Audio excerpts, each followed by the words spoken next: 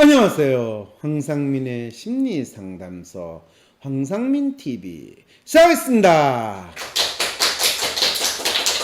네, 코로나19 바이러스 사태에서 우리가 필수적으로 해야 되는 거는 마스크를 쓰고 다니는 것이라고 이미 진리처럼 이제 우리 모두 믿게 되었습니다. 그래서 밖으로 나갈 때는 마스크를 써야지만 공기 중에 떠돌아다닐지도 모르는 코로나19 바이러스의 흔적들을 내가 퇴치할 수도 있고 또 내 호흡기로 바로 들어오는 것을 막을 수 있다라는 마음으로 이 마스크를 거의 방패 삼아서 들고 다니는 것이 새로운 패션 유행으로 등장을 한 것 같습니다.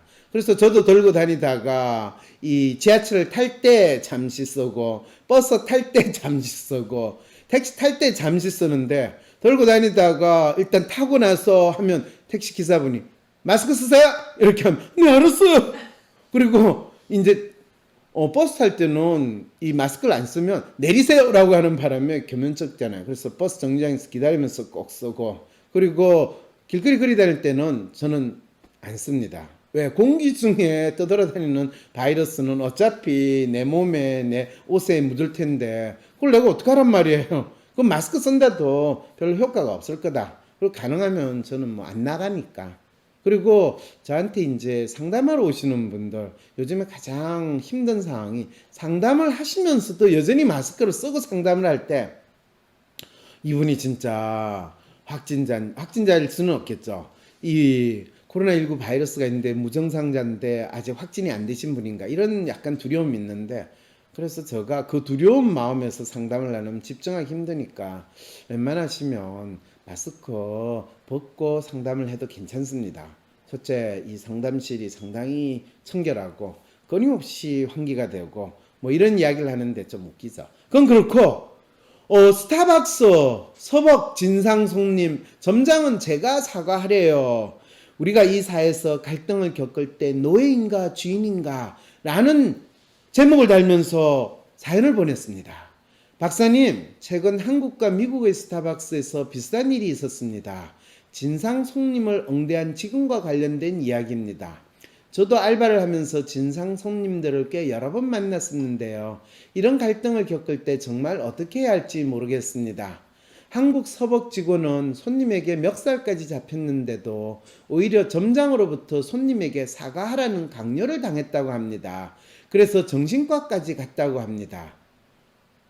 진짜 이건 심각하네요. 왜냐하면 이 한국 서복 직원이 정신과를 가게 되면 저가 손님한테 멱살까지 잡히고 또 점장한테 사과하라는 강요를 받아가지고 너무 멘붕이 됐어요. 그래서 공항에도 안 갔는데 공황장애가 왔어요. 이렇게 이야기하면 의사는 공황장애 해가지고 약을 줄 거 아니에요. 그러면 처음에는 그 공황장애 약을 먹으면 이 공황 상태에서 벗어나서 정상으로 내가 살 것 같아 생각을 하고 공황장애 약을 먹잖아요. 그런데 공항에서 특히 코로나19 팬데믹 이후에 조용한 얼씬연스러운 공황 상태, 인천 국제공항 상태가 내 몸과 마음이 된다라는 걸 이분이 겪게 될 거거든요. 그러니까 정신과에 가가지고 본인이 겪는 우울증 증상을 약으로서 확인받는 건 되지만은 본인이 손님들한테 멱살 잡히고 점장으로부터 사과하라는 강요까지 당한 그 억울한 마음은 조금 더 해소가 안 되는데 정신과까지 갔다니까 이분 진짜 지한테 일어나는 일이 뭔지 지가 어떻게 해야 되는지 참 모르는 안타까운 상황이구나.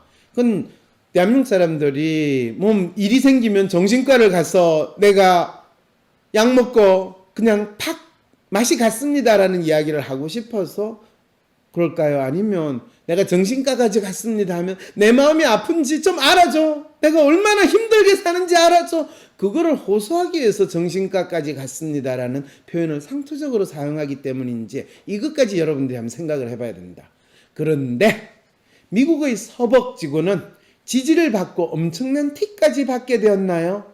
우리 사회에는 왜 이런 지지가 이루어지지 않는 걸까요? 두 기사 내용을 이렇게 제보하면서 묻고 싶습니다.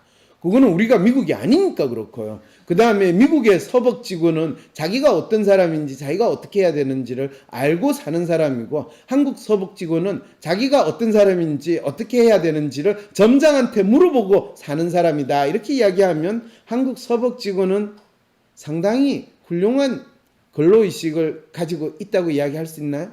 네. 최근 직장인 익명 애플리케이션 블라인드에는 자신을 울산시 남구 한 스타벅스 매장 직원이라고 밝힌 A씨의 글이 올라왔다. 왜 울산에는 꼭 이런 이상한 일이 많이 생길까? 그는 고객이 라떼 2잔을 주문하기에 사이즈와 따뜻한 음료인지를 확인했다. 고객은 맞다며 결제를 했으나 음료가 오자 대뜸 따뜻한 것 한 잔과 아이스 한 잔을 시켰다며 화를 냈다고 당시 상황을 써내려갔다. 라떼, 자, 여기서부터 고객이 라떼 2잔요. 그러니까 따뜻한 거 시원한 거요. 그랬을 때, 고객은 따뜻한 거 시원한 거요. 이렇게 이야기를 했을 거예요. 그런데 이 사람은 들리는 건 따뜻한 거는 들리고 시원한 거는 안 들렸을 가능성도 있을까요? 없을까요? 하면 여러분들이, 아니, 지금 박사님 너무하잖아요. 그 매장 직원에 대해서 좀 이해해 주세요. 이렇게 할 수 있는데, 아니, 손님이 따뜻한 거, 차가운 거, 이렇게 이야기를 한 잔 또박또박 이야기를 우리가 보통 주문할 때예요. 아니요, 그냥 따뜻한 거 하고요.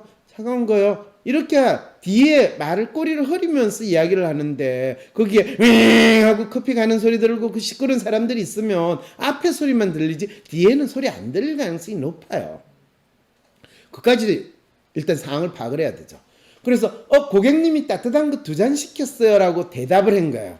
이럴 때 직원은 고객님이 따뜻한 거 2잔 시켰어요 라고 대답을 하는 부분에 있어서는 이분이 먼저 그걸 대답한 게 잘못했냐 잘못하지 않았느냐라는 거에 대해서 생각을 한번 해보셔야 돼요. 왜냐하면 고객이 따뜻한 걸 2잔을 시킬 수도 있고 안 시킬 수도 있는데 그 부분에 대해서 생각 안 하시고, 당연히 따뜻한 거 여기 있으니까 따뜻한 거 2잔이지. 근데 뒤에서 얼머부리는 차가운 거 하나, 이것을 못 들을 수도 있거든요. 그러니까 자기가 잘못될 가능성은 생각하지 않고 자기가 믿고 있는 것을 주장을 하는 상황이 벌어진다는 거죠. 그때부터 입에 담지도 못할 욕설을 들었다. 그렇죠. 그 손님은 말하는 게 다 욕하는 인간이니까 거의 조폭 수준의 인간이라는 거를, 재수 되게 없는 재수 나쁜 날이었네요. 이 직원도. 자, 다른 직원이 사과하며 음료를 새로 제공했는데도 고객은 매니저 나와라면 소리를 질렀고 계속 욕을 했다. 이게 이제 진상짓을 하는 손님의 전형적인 모습이죠. 그러면서 계속 욕을 하면 녹음을 할 수밖에 없다고 고지한 후 녹음을 시작하자 고객이 휴대전화를 빼앗아 녹음된 부분을 지우려고 부수려고 했다. 이를 말리는 과정에서 멱살을 잡혔다고 말했다. 그런데 점장은 오히려 손님에게 사과를 하라고 요청했다. 자, 일단 점장은 한국 서복 같은 경우에는 대기업이잖아요. 그리고 점장은 또 정식 직원일 가능성이 높거든요. 정식 직원이 이 대기업에서 교육을 받으면 손님은 왕이다. 손님을 항상 우선하라. 그럼 직원은 뭐야? 직원은 노예다. 이런 이제 입장에서 그 교육을 받았고 거기에 입장에서 이 직원을 보호하는 게 아니라 손님을 보호해야 된다라는 이 이야기를 많이 들었을 거니까, 또 점장은 점장대로 일단 손님에게 사과하고 보내는 거로 끝내자라고 하는 거예요. 그러니까 점장 입장에서는 본인이 교육받은 대로 행동을 한 거죠. 자, 그런데 이에 비해서 미국 스타벅스 직원이 마스크를 쓰지 않는 손님에게 서비스를 거부했다가 온갖 모욕을 당한 사실이 사회관계 서비스망을 통해 알려진 후 수천 누리꾼으로부터 1억 원 이상의 특별 팁을 받게 되었습니다.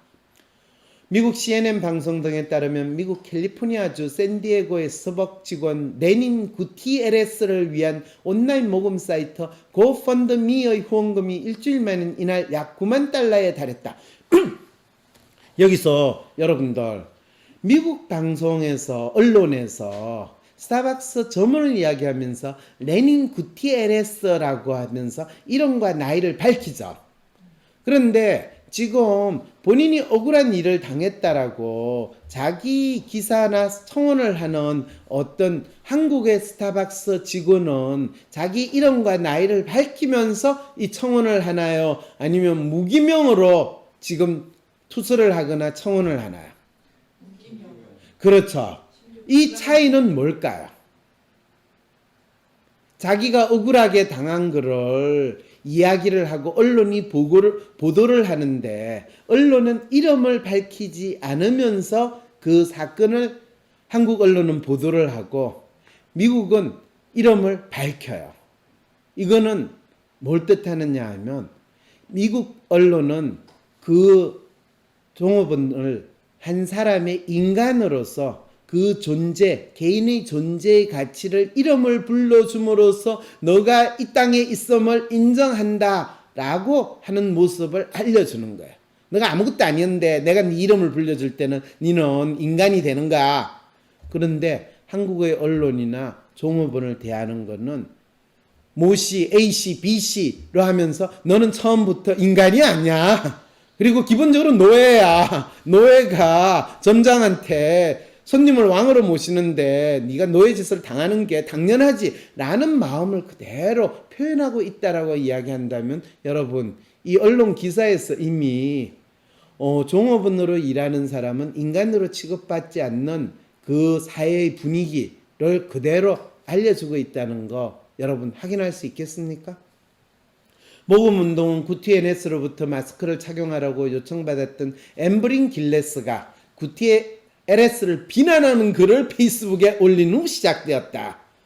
그러니까 미국은 손님이 왕이 아니라 손님도 한 사람의 인간이고 그 다음에 종업원 직원도 한 사람의 인간인 거야. 한 사람의 인간이 지금 이 손님이 지가 억울한 일을 당하고 비난하는 걸 페이스북에 올린 거예요.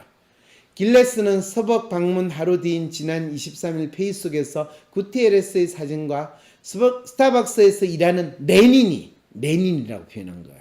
레닌이라는 건 공산주의, 사회주의, 독재 이런 뉘앙스가 있는 거죠. 내가 마스크를 안 쓴다고 응대하지 않았다며 다음부터는 경찰을 부르고 건강증명서도 지참하겠다는 글을 올렸다. 여기서 결국에는 이 글을 쓴 길레스는 트럼프와 같은 입장에 있는 사람이고 트럼프 지지파고 그리고 내 자유를 위해서 나는 마스크를 안 썼다. 그런데 내 자유를 억압하려는 저 종업원은 빨갱이야! 라고 하는 주장을 했다는 거야. 그랬더니 미국 일반 시민들은 아니 길레스는 마스크 착용 요청을 받은 후 구티에레스에게 가운데 손가락을 들어 보이고 온갖 욕설을 퍼본 거라다. 이것도 거의 조폭 수준이고 그리고 이럴 때는 이제 이걸 뭐라고 표현하냐 하면 이 우리나라에서는 상대방을 빨갱이라고 하고 공산주의를 해가지고 때려잡자 하는 거는 미친 개를 때려잡자라는 식으로 상대방을 몰아가지고 테러를 하는 거는 더 박수받고 방공 이러면서 훨씬 더 칭송받는 행위인데 미국에서는 빨갱이다 이러면 깜둥이다 이러면서 때려잡자 하는 경우에는 사람들이 뭐지? 이러면서 그거에 대해서 네가 그렇게 하는 짓은 나쁜 짓이야 라고 그 사람을 공격하는 거는 이 뉴욕 맨하튼 센트럴파크에서 자기 개 줄 안 메고 가다가 아니 줄 메고 가세요 라고 하는 사람 본인이 경찰한테 지금 흑인이 내한테 위협적인 행동을 해요 잡아가세요 했던 그 여자 그래서 어떻게 됐어요? 결국에 회사에서 잘리고 또 본인이 심지어는 기소까지 됐어요. 검찰에 의해서. 미국 검찰은 제대로 검찰의 역할을 한다는 것을 한국 검찰하고 다르다는 걸 너무나 잘 보여주는 거예요. 우리 같으면 아마 신고 당한 사람이 또 잡혀 들어갔을 거예요. 그러나 길레스의 글을 접한 누리꾼들은 구티에레스 편을 들어줬다. 구티에레스는 지난 24일 페이스북에 감사 영상을 올리면서 후원금 일부를 댄스의 꿈을 이루기 위해 사용하고 나머지 금액 중 일부는 샌디에고에 있는 시민단체에 기부하겠다고 밝혔다. 박사님, 이 두 사건의 차이는 무엇인가요? 이제 차이 뭔지 알겠죠?